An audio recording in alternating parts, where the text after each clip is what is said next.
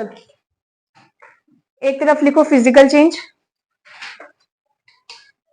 एक तरफ physical change लिखो और दूसरी साइड लिखो केमिकल चेंज। क्या लिख रहे हैं हम फिजिकल चेंज और केमिकल चेंज में? डिफरेंसेस। ठीक है, पहला पॉइंट लिखेंगे फिजिकल चेंज में, no new chemical substances, no new chemical substances, chemical substances are formed, no new chemical substances are formed। लिखा? उसमें लिखेंगे केमिकल वाले में new chemical substances are formed, new chemical substances are formed.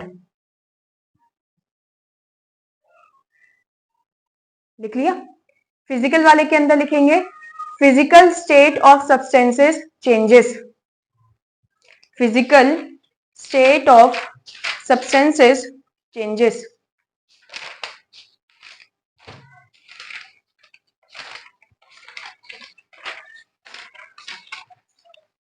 लिख लिया?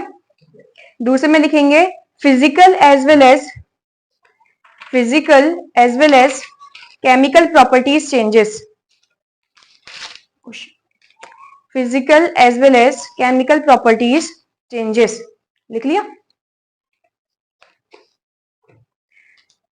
Physical में लिखेंगे force of attraction, force of attraction between molecules, force of attraction between molecules get affected, force of attraction between molecules get affected। दूसरे में लिखना actual bond, actual bond between the molecules changes, actual bond between the molecules changes, actual bond between the molecules changes. Physical में लिखेंगे reversible process, reversible process. दूसरे में लिखेंगे irreversible, reversible की spelling आती है, इरिवर्सिबल की आती है IR, फिर उसके बाद REVERSIBLE, इररिवर्सिबल प्रोसेस। एग्जाम्पल डालेंगे लास्ट इसमें, फिजिकल में एग्जाम्पल आएगा मेल्टिंग ऑफ आइस, दूसरा एग्जाम्पल लिख देना melting of wax, melting of ice और मेल्टिंग ऑफ वैक्स एक ही में आएगा। हाँ, फिजिकल के अंदर, केमिकल में मत लिख देना उसको। और उसमें लिखो केमिकल वाले में लिखना cooking of food, cooking of food, burning of candle, burning of candle, burning of page नहीं होता, बर्निंग ऑफ पेपर लिखते हैं। ठीक है, बर्निंग ऑफ कैंडल लिख लिया? ठीक है, यहां तक का समझ में आया? एक बार इन पॉइंट्स को समझ लेते हैं हमने क्या लिखा है। ठीक है, सबसे पहले तुमने लिखा है कि no new substances are formed, किसमें लिखा? फिजिकल चेंज में, कोई नए केमिकल सब्सटेंस नहीं बनते, ये लिखा हुआ है। क्या तुमको ये पता है कि मैंने तुमसे बोला था कि आइस से तुमने वाटर बनाया, तो ये नया सब्सटेंस है, केमिकल सब्सटेंस नहीं है। केमिकल सब्सटेंस का मतलब क्या होता है कि इसके अंदर जो केमिकल्स हैं, जैसे कि आइस के अंदर जो फॉर्मूला रहेगा वो तो H2O ही रहेगा, और पानी के अंदर भी फॉर्मूला क्या रहेगा? H2O ही रहेगा। तो नया केमिकली थोड़ी बना कोई नया चीज, फिजिकली मुझे लग रहा है कि नई चीज बन गई। एक तुम्हारा क्या बन गया? आइस, एक तुम्हारा बन गया वाटर। फिजिकली ऐसा लग रहा है कि अरे नए सब्सटेंस बन गया, लेकिन केमिकली देखोगे, उस केमिकल समझ लो क्या है? देखो सुनो, फिजिकली अगर मान लो कि मुझे अपना जेंडर चेंज करवाना है, ठीक है, तो फिजिकली क्या होगा कि मैं अपना जेंडर चेंज करवा दूंगी, है ना। लेकिन केमिकली मतलब जो मेरा जेनेटिक्स है, मेरे अंदर क्रोमोसोम तो XX ही है। तो अगर मैं कह रही हूं कि नहीं मैं तो लड़का हूं, तो मैंने फिजिकली अपनी बॉडी को लड़के के अंदर ट्रांसफॉर्म करवा दिया, लेकिन मेरे अंदर जो केमिकल है, मतलब कि जो मेरा जेनेटिक्स है, जीन्स है, वो तो XX ही रहेंगे, उसको थोड़ी चेंज करवा सकती हूँ मैं। मेरी बात समझ पा रहे हो कि नहीं? तो अगर मैंने कुछ ऐसी प्रोसेस के थ्रू अपना जेंडर तो छोड़ो तुम, अपना जो जेनेटिक्स है, जीन्स है, उसको ही चेंज करवा दिया, एक्स एक्स की जगह मैंने एक्स वाई करवा दिया, समझ रहे हो कि नहीं? तो अब की बार कहेंगे हाँ भाई ये प्रॉपर लड़का है। फिजिकल चेंज में बाहरी रूप से तुम चेंज कर रहे हो उसका स्टेट बार बार। अभी मुझे कोई सॉलिड दिख रहा है, थोड़ी देर में लिक्विड दिख रहा है, लेकिन उसके अंदर जो केमिकल है वो तो सेम ही है। पहले वो H2O था, अभी भी H2O ही है, पहले वो सॉलिड था, अब वाटर हो गया। लेकिन समझ पा रहे हो मैं क्या बोल रही हूँ? और केमिकल चेंज के अंदर क्या आ जाएगा, H2O को मैंने तोड़कर H अलग कर दिया, O अलग कर दिया और दूसरा वाला H अलग कर दिया, समझ रहे हो? या फिर मैंने इस तरीके से तोड़ा कि एक H अलग हो गया और OH अलग हो गया। मेरी बात समझ पा रहे हो? ये होता है केमिकल चेंज। अगर तुम इनको अलग अलग कर पा रहे हो, एक्चुअल बॉन्ड, अगर देखो समझाती हूं मैं क्या बोल रही हूँ। जैसे मैंने तुमसे बोला ना कि ये मेरे पास एक H2O का मॉलिक्यूल है और ये भी मेरे पास एक H2O का मॉलिक्यूल है, ठीक है? मैंने इन दोनों के बीच के फोर्स ऑफ अट्रैक्शन की बात करी। इसको अगर मैं सेपरेट कर पा रही हूँ तभी तो ये सॉलिड रहेगा, तभी ये लिक्विड रहेगा ना, और तभी ये गैस बनेगा। लेकिन इसका जो केमिकल फॉर्म है यानी कि जो H2O है, मैंने तो उसके बॉन्ड्स, जो ये बॉन्ड्स है, ये तो बॉन्ड बताए थे कल मैंने तुमको या नहीं? तो ये जो बॉन्ड्स है मैंने इनके साथ थोड़ी छेड़छाड़ी करी है। तो जब मैंने इनको छेड़ा ही नहीं है तो कोई नया चीज कैसे बनेगा भाई? क्योंकि नया चीज कब बनता है, जब केमिकल रिएक्शन होती है। और केमिकल रिएक्शन क्यों करता है कोई? ताकि वो स्टेबल हो सके। क्या इसने पहले से ही बॉन्ड बना के अपने आप को स्टेबल नहीं कर रखा है? करा हुआ है ना। तो फिर वो नया चीज थोड़ी बना रहा है, फिजिकल रूप से वो नया बन रहा है, लेकिन केमिकली तो पुराना ही है, समझे? इसलिए फिजिकल चेंज में कोई भी नया केमिकल सब्सटेंस नहीं बनता। केमिकल सब्सटेंस समझ रहे हो? केमिकल सब्सटेंस मतलब जिसके अंदर का जो ये सिंबल्स लिखे हैं तुमने, जो केमिकल्स लिखे हैं वो चेंज हो जाए। तो ऐसा नहीं होता फिजिकल चेंज के अंदर। लेकिन केमिकल चेंज के अंदर क्या होता है कि जो अंदर की चीजें हैं ये आपस में टूट टूट कर किसी और के साथ जुड़कर नई चीज बना देता है। तो तब वहां पे नए केमिकल सब्सटेंस बनते हैं केमिकल चेंज के अंदर। समझ पा रहे हो? या दिमाग के ऊपर से जा रहा है? आ रहा है? अगला क्या बोला है तुमने कि physical state of the substance changes. Physical change में क्या अभी मैंने तुमको नहीं बोला कि आइस सॉलिड फॉर्म है, कहा था, और जो पानी है वो लिक्विड फॉर्म है। तो एक ही सब्सटेंस का तुमने फिजिकल स्टेट मतलब उसका बाहरी रूप चेंज कर दिया कि नहीं करा? अब इसके अंदर वो वाला एग्जांपल नहीं आएगा, कटिंग ऑफ वुड वाला, क्योंकि अगर तुम लकड़ी काट रहे हो, पहले भी वो सॉलिड था अभी भी सॉलिड है, वो लिक्विड में थोड़ी कन्वर्ट हुआ है। समझे या नहीं समझे? लेकिन एक पॉइंट के बेसिस पे हम ये थोड़ी बता सकते हैं कि ये फिजिकल चेंज है कि केमिकल चेंज है, हमें और पॉइंट्स तो देखने पड़ेंगे, और जो पॉइंट लगेगा मतलब ये उसी चेंज के अंदर आएगा। समझ रहे हो ना मेरी बात? ठीक है। उसमें क्या लिखा है, फिजिकल के साथ साथ केमिकल प्रॉपर्टी भी बदल जाती है। अब सुनो, जैसे ये क्या है, H2O पानी है कि नहीं है? है कि नहीं है ना?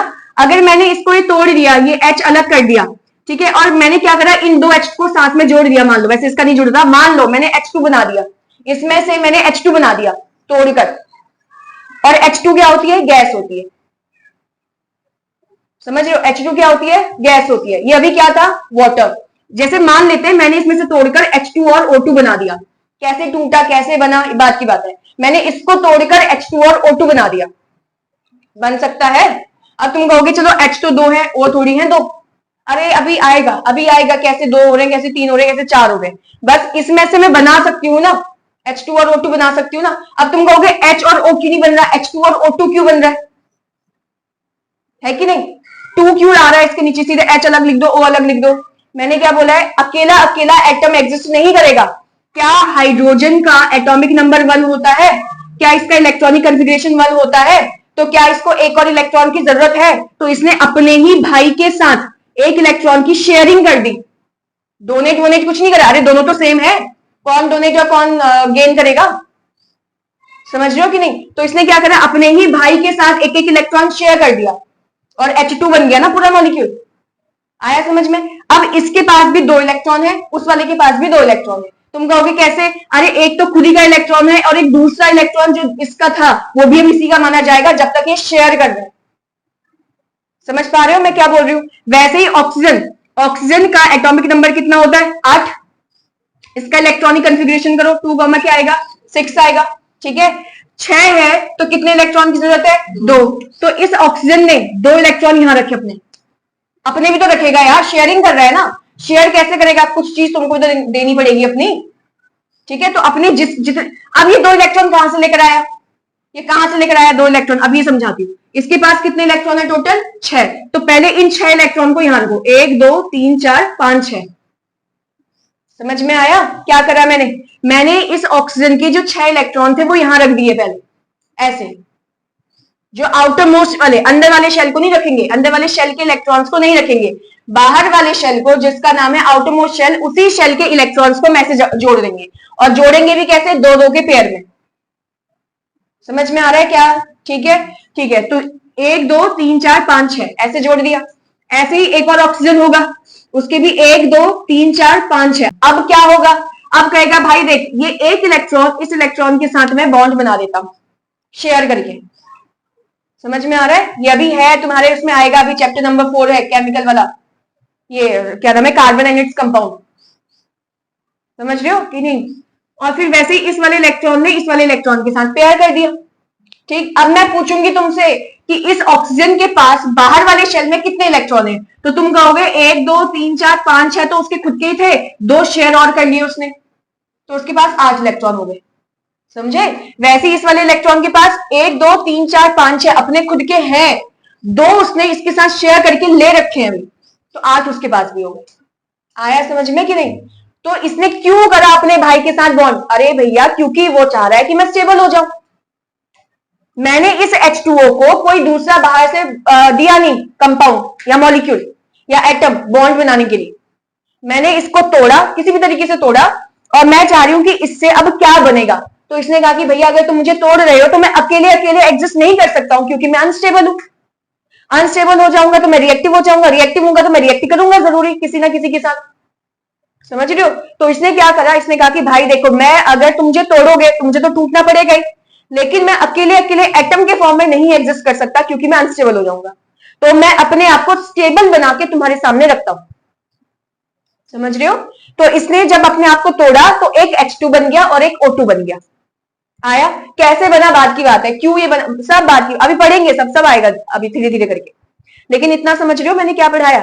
ठीक है। अब मुझे एक चीज बताओ, H2O कैसा होता है? वाटर, लिक्विड होता है ना, लिक्विड फॉर्म में होता है। ठीक है। H2 क्या है? गैस। O2 क्या है? गैस। तो केमिकल चेंज के अंदर क्या हुआ?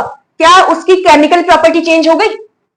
ये तुम्हारा H2O को तोड़कर तुमने H2 और O2 अलग अलग कर दिया, तो क्या केमिकल प्रॉपर्टी चेंज हो गई? केमिकल प्रॉपर्टी का मतलब क्या है? ये भैया पानी था जिसको हम पी सकते थे, हाँ है ना, ये हवा है गैस के पार्टिकल से, ये तो सांस लेने वाली हवा है, हवा कह रही हूं गैस के पार्टिकल। समझ रहे हो मैं क्या बोल रही हूं?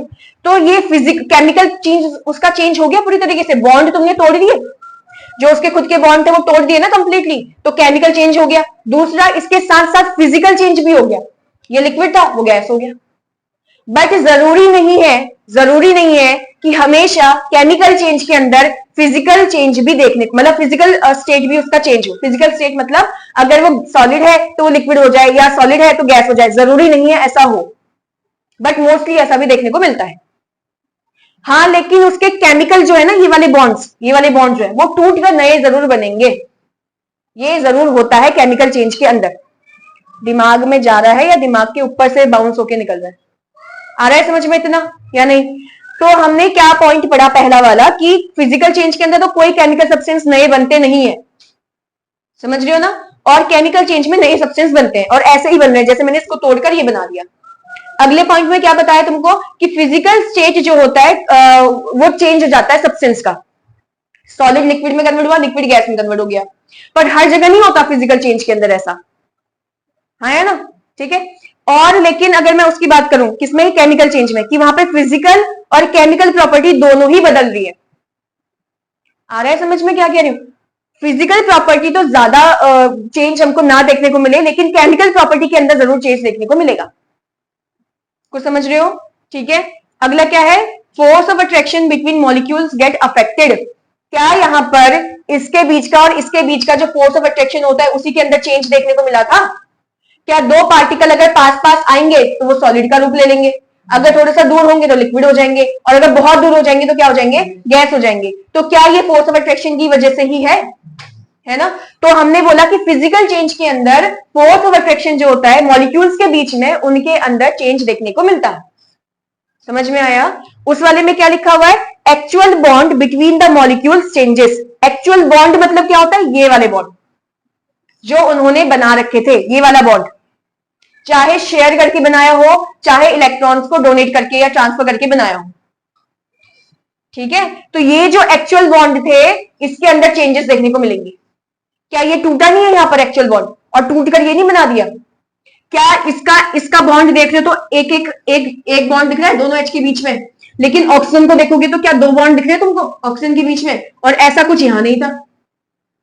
और यहां पर बॉन्ड H और O के बीच में था, चाहे ये वाला H और ये वाला H ले लो, ये वाला H और ये वाला O ले लो, लेकिन यहां पर बॉन्ड H के बीच में बन रहा है और O के बीच में बन रहा है। समझ में आ रहा है कि नहीं? तो जो एक्चुअल बॉन्ड थे, पहले बॉन्ड किसके बीच में था? H और O के बीच में, वो टूट कर अब H के बीच में और O के बीच में बन गया है। आया कुछ समझ में? तो एक्चुअल बॉन्ड के अंदर चेंजेस आते हैं केमिकल चेंज के अंदर। समझ में आ रहा है? अगला पॉइंट क्या लिखा है तुमने? रिवर्सिबल प्रोसेस होता है कौन? फिजिकल। पता ही तो है रिवर्सिबल, कल बताया था कि अगर एक लकड़ी काट दी तो नया पेड़ आ जाएगा उसमें से, है ना? और जो तुम्हारा सॉलिड लिक्विड गैस वाला है, आइस से वाटर बना, वाटर से गैस बना, फिर वापस तुम उसको रिवर्स कर सकते हो। केमिकल चेंज के अंदर रिवर्सिबल प्रोसेस उतनी आसानी से नहीं होती है। तुम कहोगे इससे अगर ये बना है तो मैं इन दोनों को जोड़कर ये भी बना सकता हूं या ये भी बना सकती हूँ। बन तो सकता है लेकिन इतनी आसानी से नहीं बन सकता। ठीक है, एक एग्जाम्पल बताती हूँ तुमको, मैं समझाती हूँ मैं क्या बोल रही हूँ। ऐसा कि कहीं कहीं पे तो लग रहा है ये चीज कि वो रिवर्सिबल है, हमने लिखा तो है ना कि इरिवर्सिबल लिखा है ना केमिकल चेंज के अंदर, लेकिन हमको लिखना चाहिए था कि यहाँ पर रिवर्स प्रोसेस इतनी आसानी से नहीं होती है, हमको ये लिखना चाहिए था। जैसे मैं तुमको एक एग्जाम्पल समझाती हूँ कि मैंने लिया है कॉपर CuSO4, कुछ लिखा है मैंने, अभी समझाऊंगी कहां से आया। ठीक है, हाँ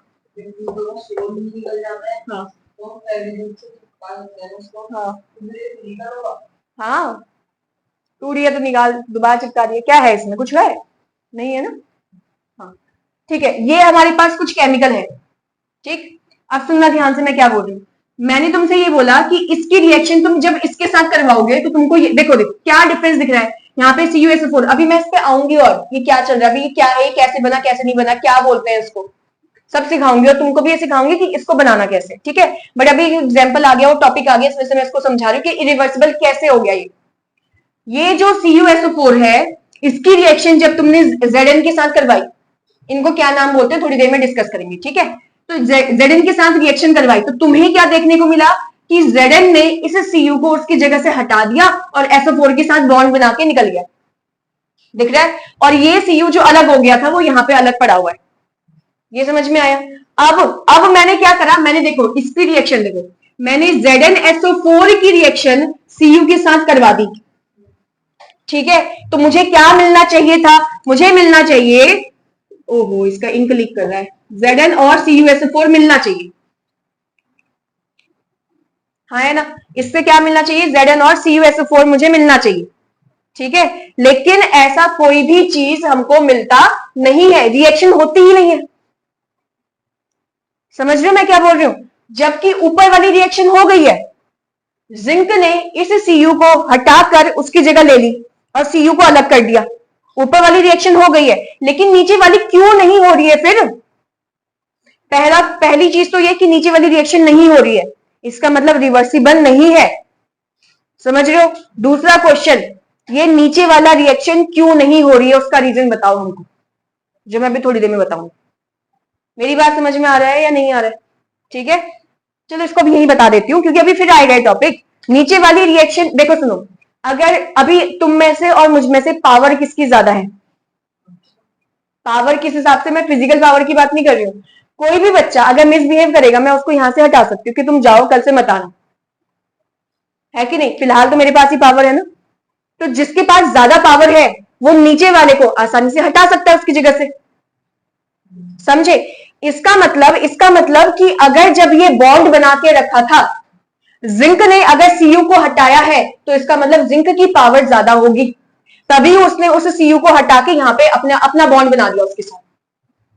समझ में आ रही बात या नहीं? लेकिन Cu की ताकत शायद कम होगी इससे, जिंक से, तभी वो उसको हटा के नहीं बना पा रहा है वापिस से अपने जैसा।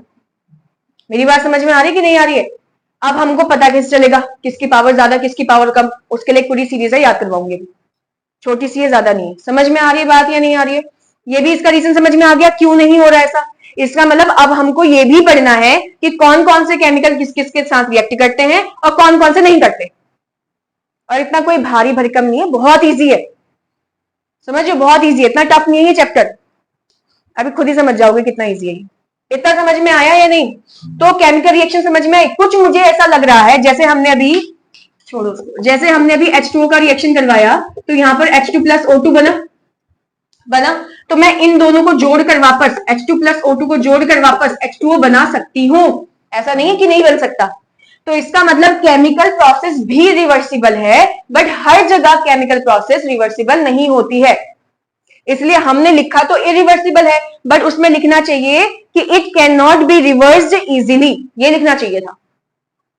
समझ रहे हो कि नहीं? रिवर्सिबल तो है ना यार, हो तो रहा है ऐसा, समझे, लेकिन इतने आसानी से, क्योंकि और जगह तो नहीं हो रहा है ना, कहीं कहीं तो एक्सेप्शन हो गया ना, वहां तो हो गया, लेकिन और जगह तो नहीं हो रहा है। मेरी बात समझ पा रहे हो या नहीं समझे? आ गया ये रिवर्सिबल इरिवर्सिबल भी आ गया क्या है। और लास्ट में क्या लिख दिया तुमने? एग्जाम्पल। एग्जाम्पल में क्या लिखा? मेल्टिंग ऑफ आइस, पता ही है ना, पानी को सॉरी आइस को पिघला रहे हो, पानी बनेगा, फिजिकल चेंज है, उसको फ्रीज कर दो वापस से आइस बन जाएगा, है ना। दूसरा क्या है? Melting of wax. मोमबत्ती जब तुम जलाते हो, कैंडल, तो उसकी जो मोम पिघल के आ जाती है नीचे, उससे वापस तुम कैंडल बना सकते हो, नहीं बना सकते? बना सकते हो ना। तो यानी कि वापस से ये कैसी प्रोसेस हो गई? फिजिकल। उस वाले में तुमने केमिकल वाले में क्या लिखा है? Cooking of food. एक बार खाना पक गया तो पके हुए खाने को तुम रॉ फूड में कन्वर्ट नहीं कर सकते हो, है ना, तो वो केमिकल चेंज हो गया। समझ में आ रहा है या नहीं? दूसरा क्या लिखा है? Burning of candle. अब मेल्टिंग ऑफ वैक्स और बर्निंग ऑफ कैंडल में अंतर है, ठीक है। मेल्टिंग ऑफ वैक्स मतलब जब तुम कैंडल को जला रहे हो और उसमें जो मोम है, उसकी जो वैक्स है वो पिघल रही है, तो हम मोम की बात कर रहे हैं, वैक्स की बात कर रहे हैं। बर्निंग ऑफ कैंडल में जो उसकी वो होती है ना बत्ती, जिसको विक कहते हैं, विक, WICK, विक, ठीक है, बत्ती जो होती है जिसको तुम जला देते हो, जैसे तुम दिया जलाते हो, तो दिया जलाने के बाद क्या होता है, जो पूरी उसकी जो बत्ती होती है जिसको विक कहते हैं, वो पूरा ब्लैक हो जाता है। अब तुम उसको रीयूज नहीं कर सकते हो ना, है कि नहीं, तो अब तुमको नई बत्ती, नया विक यूज करना पड़ेगा उसकी जगह पर। मेरी बात समझ पा रहे हो? तो बर्निंग ऑफ कैंडल में और मेल्टिंग ऑफ कैंडल या मेल्टिंग ऑफ वैक्स में अंतर है। आ रहा है क्या बोल रही हूं मैं? तो बर्निंग ऑफ कैंडल में वो धागे की बात हो रही है कि वो धागा जो है वो बर्न हो जा रहा है, अब वो दोबारा से तुम धागा यूज नहीं कर सकते, नया धागा यूज करना पड़ेगा। आया समझ में? केमिकल चेंज और फिजिकल चेंज। नेक्स्ट हेडिंग डालो, केमिकल रिएक्शन।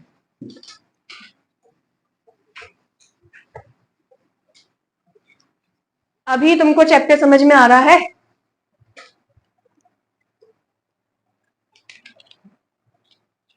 फिर अभी क्वेश्चंस भी करवा रहे। हाँ जी, क्या हेडिंग डाल रहे हैं? Chemical reaction. इसमें डेफिनेशन लिखेंगे पहले, फिर मैं समझाती हूँ क्या है। It is a change in विच,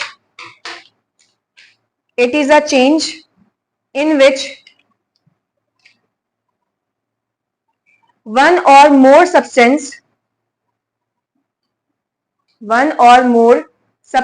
लिखना, one or more substances और reactants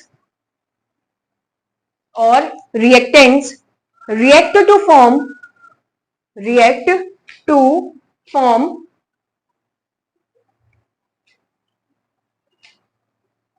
new substances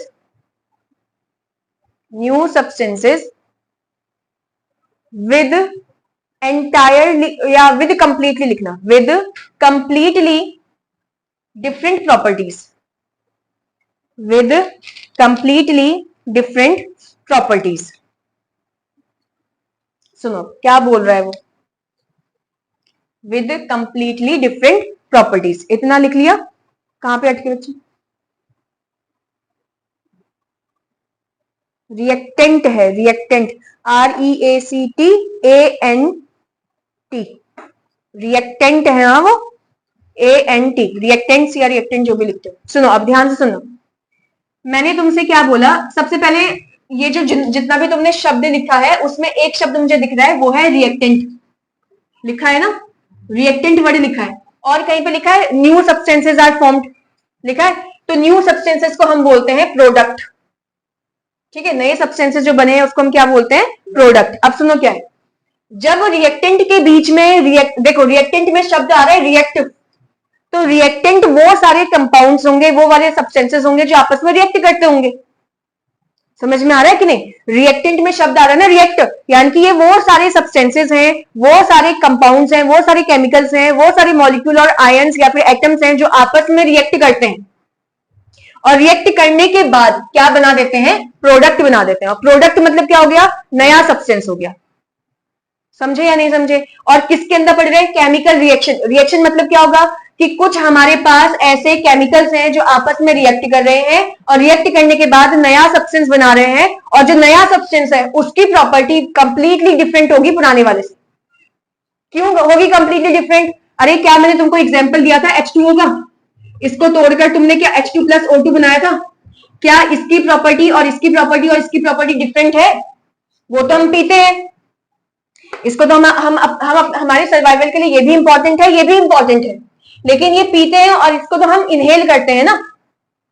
इसका काम कुछ और है, इसका काम कुछ और है, तो इन दोनों की प्रॉपर्टी अलग अलग हुई कि नहीं हुई? सेम प्रॉपर्टी थोड़ी है। मेरी बात समझ रहे हो? लेकिन अब तुम्हारे दिमाग में क्या क्लिक होगा? उसने क्वेश्चन में क्या बोला है, मतलब सॉरी वो स्टेटमेंट में क्या बोला है कि केमिकल रिएक्शन क्या होता है? It is the change in which one और मोर सब्सटेंसेस, या तो एक सब्सटेंस लो, सब्सटेंस मतलब केमिकल कंपाउंड, ठीक है, या तो एक सब्सटेंस या एक से ज्यादा सब्सटेंस।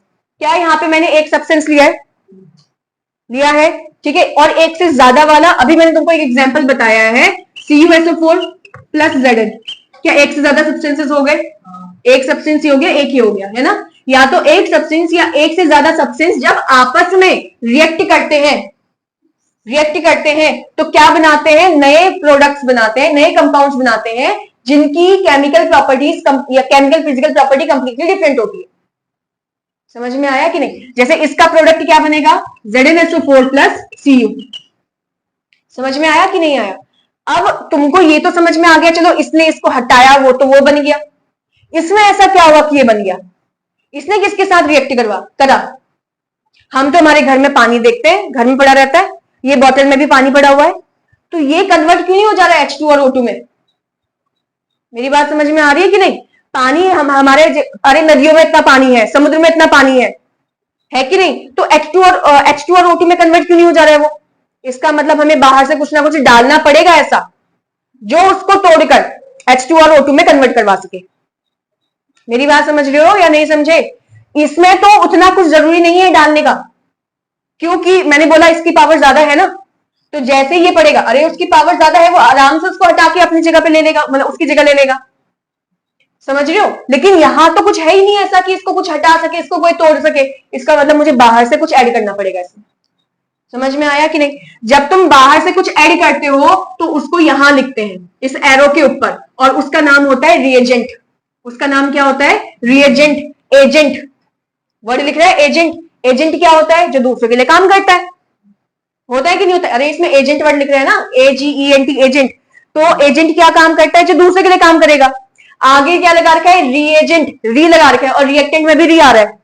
आ रहा है कि नहीं आ रहा है? मतलब रिएक्टेंट के ऊपर रिएजेंट काम करता है ताकि प्रोडक्ट बना सके। आया या नहीं आया?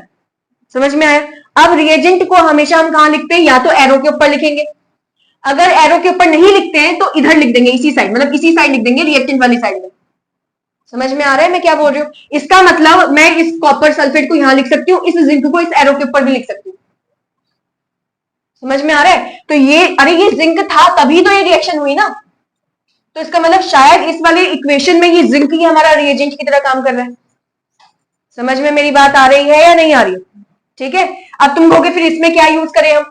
तो हम इसमें यूज करते हैं इलेक्ट्रिसिटी। क्या यूज करते हैं इधर? इलेक्ट्रिसिटी। अब तुम्हारे दिमाग में एक क्वेश्चन आना चाहिए, मुझे नहीं पता आ रहा है नहीं आ रहा है, पर मेरे दिमाग में आ गया। हम तो गीजर ऑन करते हैं गर्मियों में, सर्दियों में कोई रॉड भी लगाते हैं पानी गर्म करने के लिए, इलेक्ट्रिसिटी से तो कर रहे हैं, लेकिन पानी तो गायब नहीं होता है, H2O2 में होता ही नहीं कन्वर्ट, पानी तो पानी रहता है, तो फिर यहां कैसे टूट गया? मेरा क्वेश्चन समझ में आ रहा है नहीं आ रहा है? आ रहा है? इतना समझ में आया? हमारे इलेक्ट्रिसिटी जो होती है ना, इलेक्ट्रिसिटी को जनरेट करने वाले दो, देखो सुनो, क्या तुमने AC DC का नाम सुना है? नहीं सुना है? हमारे घर में जो करंट आती है उसको बोलते हैं AC करंट, यानी कि अल्टरनेट करंट। ठीक है? कौन सा करंट आता है हमारे घर में? AC current. करंट के भी नाम है। और हमारे घर में जो बैटरीज होती है ना, छोटी छोटी बैटरीज होती है, तुमने देखा है जब हम सेटअप लगाते हैं कुछ फिजिक्स का कोई बल्ब जलाने वाला, कुछ ऐसा करते हैं, उसमें छोटा सा बैटरी लगाते हैं, वो बैटरी से, उसको वोल्टेज कहते हैं, अच्छा ठीक है कोई नहीं, जो वो बैटरी लगाया उस बैटरी से जो करंट प्रोड्यूस हो रहा है उसको डीसी करंट कहते हैं, यानी कि डायरेक्ट करंट। ठीक है, हमारे घर में कौन सा करंट आ रहा है? AC current. वो करंट, हमारे घर में जो एसी करंट आ रहा है वही करंट तो तुम यूज कर रहे हो ना गीजर को ऑन करने में या रॉड लगाने में पानी गर्म करने के लिए। इसका मतलब एसी करंट पानी को तोड़ नहीं सकता, उसकी इतनी पावर नहीं है कि वो पानी को तोड़ सके। करंट, करंट समझ रहे हो कि नहीं समझे? करंट ही तो आ रहा है जो तुम दे रहे हो, है ना? तो वो पानी को नहीं तोड़ सकता। इसका मतलब अगर मैंने डीसी करंट यूज किया जो कि मुझे उस बैटरी से मिल रही है, वो डीसी करंट तोड़ सकता है पानी को H2 और O2 के अंदर। समझ में बात आ रही है कि नहीं? समझ में आया? तो हम इसको तोड़ सकते हैं। इतना समझ गए हो तुम क्या है? ठीक है, मैंने तुमसे क्या बोला? H2O टूट रहा है H2 और O2 के अंदर। कैसे टूट रहा है? इलेक्ट्रिसिटी के प्रेजेंस में, और उस इलेक्ट्रिसिटी को हम यहां लिखेंगे। समझ में आ रहा है?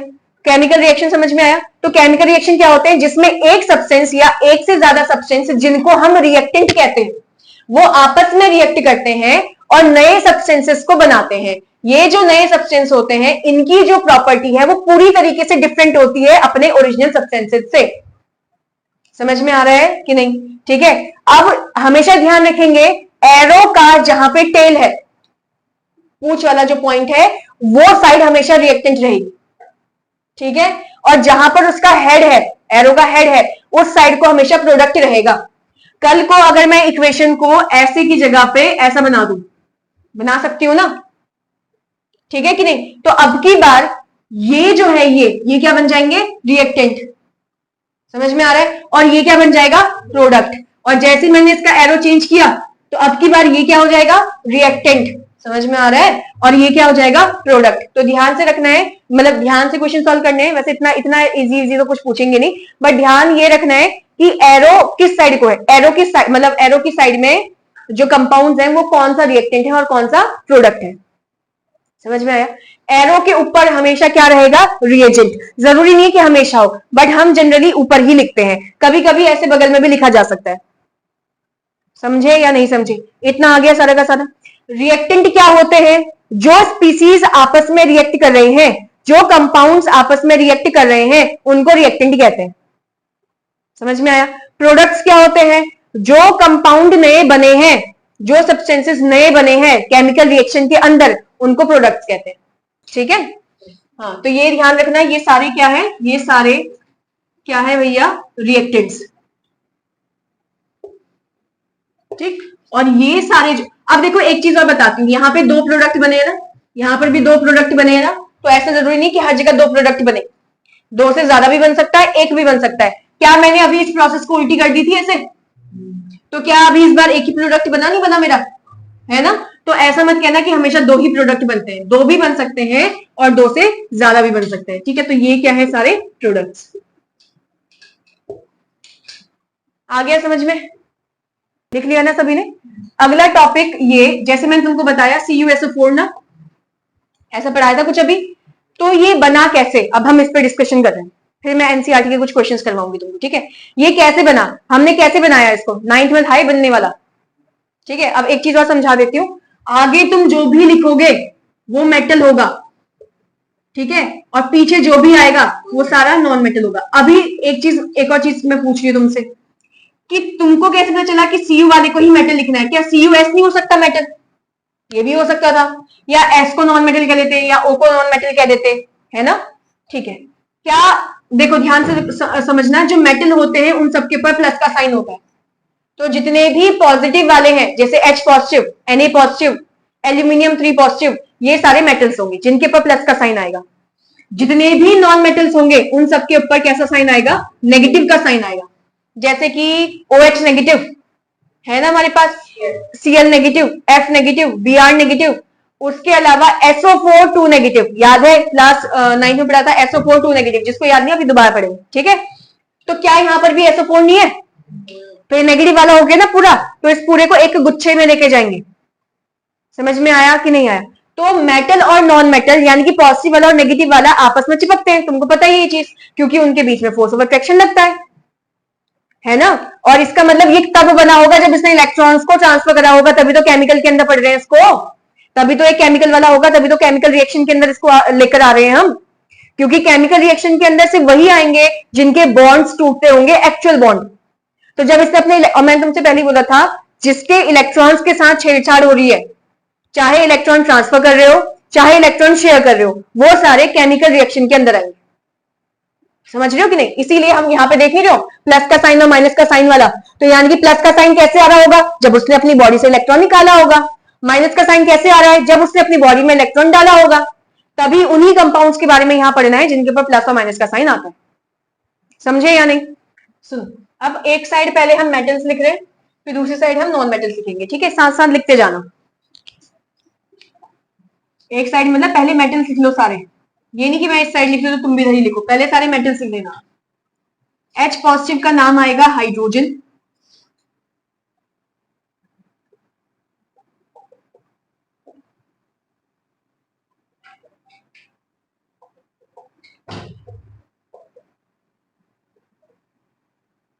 और कौन से होते पॉजिटिव वाले?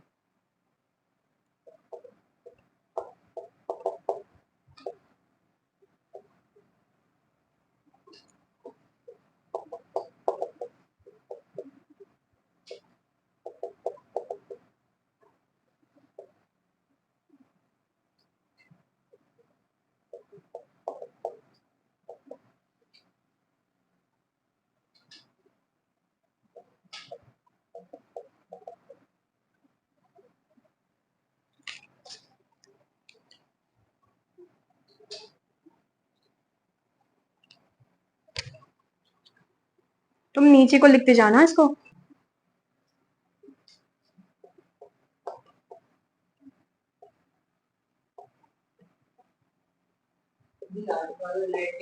हाँ,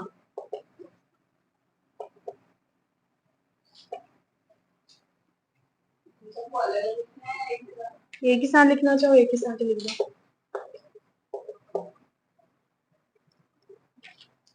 अब सुनो मेरी बात ध्यान से, हमारे पूरी केमिस्ट्री में, 10th की पूरी केमिस्ट्री में, इसके बाहर से कोई भी कंपाउंड नया नहीं आएगा, ठीक है? जो भी बनेगा, अभी मैंने नॉन मेटल्स नहीं लिखवाए, अभी मैंने सिर्फ मेटल्स लिखवाए, जो भी आएंगे सारे के सारे नाम तुम इसी में से देखोगे, इसके अलावा कहीं और से नाम देखोगे ही, ठीक? और ये सारे याद होने चाहिए और याद हो जाएंगे, क्योंकि तुमको पता है मैं क्वेश्चंस कितने करवाती हूँ, है ना? अपने आप सारे याद हो जाएंगे। अब तुमको दो दिक्कत आएंगी, एक दिक्कत आएगी, एक आएगा ये PB+2 जिसमें भी लेड लिखा हुआ है, PB+4 उसमें भी लेड लिखा हुआ है ना? तो हम कौन सा यूज करेंगे, कौन सा यूज करेंगे? तो ध्यान रखेंगे कि हम PB+2 वाले को ज्यादा यूज करेंगे, ठीक है ना? PB+4 का कहीं पे, मतलब अगर आ गया कहीं पे यूज तो है, अदरवाइज PB+2 ही हर जगह यूज होगा, हर जगह। मेरी बात समझ रहे हो कि नहीं? अब ये सारे तुमको ऐसे ही लिखने हैं, जैसे जैसे मैंने बोला ना, जैसे मैंने बोला NaCl का नाम बताओ, नामकरण के लिए काम आएगा, ठीक है? और विद चार्जेस लिखा है, देखो सारे प्लस वाले चार्जेस ये रहे, सारे +2 वाले चार्जेस ये हैं, और फिर उसके बाद +3 और +4 वाले चार्ज लिखे हुए हैं। इसके बाहर से और कुछ नहीं है, जितना हो सकता है जहां से भी आएगा यहीं से आएगा। मैंने बोला NaCl का नाम लिखकर बताओ, तो Na कहाँ है? Na को देखो, आगे जो लगा है तो तुम समझ लो कि भैया ये क्या है, प्लस वाला, पीछे जो होगा वो समझ लेना वो क्या है, नेगेटिव वाला। इसका नाम क्या है? Na का नाम क्या है? आगे वाला क्या हो गया? सोडियम। Cl का नाम क्या होता है वैसे? क्लोरीन। यहां लगेगा तो क्लोराइड, सोडियम क्लोराइड। अभी नॉन मेटल नहीं पढ़ा है, नॉन मेटल की भी पढ़ा दूंगी, कल पढ़ाऊंगी इसको, तब करेंगे। समझ में आ गया? इतना इजी था आज की क्लास, समझ में आई है? चलो